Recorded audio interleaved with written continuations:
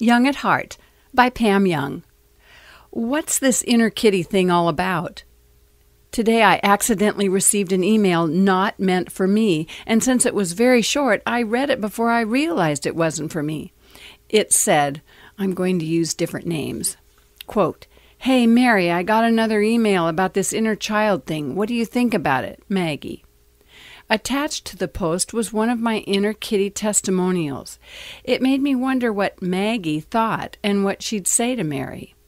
I think the hardest part of understanding this inner child thing is attaching a persona to thoughts we think that are contrary to what we want to do. In other words, unless we are very aware, we do things that are self-sabotaging. Self-help is nothing new, and yet how many of us really know how to help ourselves? We like to get help from professionals, books, support groups, and such, when all along there is wisdom within us that, unless we pay attention to it, we miss it.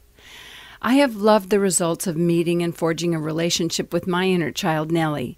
She's not a real child with blood and bones, but she's a real child with thoughts and feelings, and she was with me even though I didn't know it 10 years ago when I was under the pressure of $26,000 plus in credit card debt. When my house was a mess 36 years ago, I now know she was there because my reason to get the place organized was so that I'd have more free time to play. And I played with her to lose the 35 pounds I wrote about in The Mouthtrap, The Butt Stops Here. Suggesting to those having trouble imagining this inner child to find a photo of themselves from their childhood has helped many. When you look at a picture of yourself when you were young and innocent, it can help you be more patient, kind, and compassionate with yourself as you reclaim your balance and the peace that comes with that. I can only speak for women, but I can guess this concept of an inner child works for men too. Just read what St. Paul had to say in Romans chapter 7, 17 through 20. We women grow up, and most of us have babies and are thrown into motherhood with the force of a crashing wave. My neighbor just had her first baby, and she has that look. I visited her at 11:30 a.m. one morning, and she was still in her nightgown. The house was a mess, her hair was tangled and shaped a little bit like a rooster. Charlie slept peacefully in a vibrating baby holder, and Buckley, the family dog, was needy for the first time since I've known him. "I've been up all night," were her rather dazed first words. Sleepless nights, cracked nipples, healing stitches, spit-up, splotched blouses, skirts, shirts, shoes, you get the picture. I think it's with the onset of motherhood that we start forgetting our own well-being. We can only neglect ourselves so long before we start to see the results of neglect. It usually shows up in a messy house, an unbalanced budget, or overweight, sometimes all three.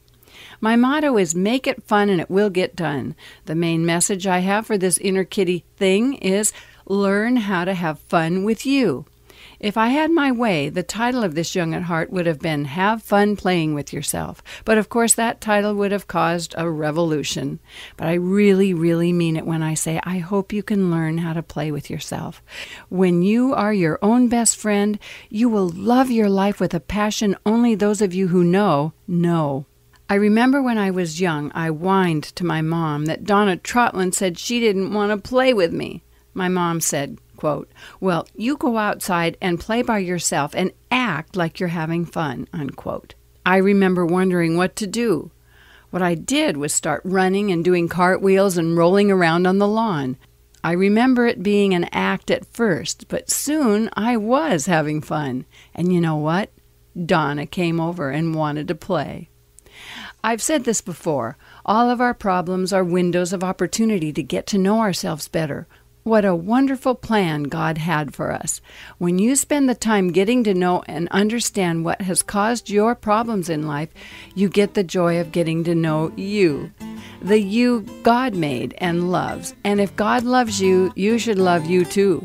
Now, go play with yourself, and you know what I mean. Adore who you are. Adore where you are. Adore who you're with.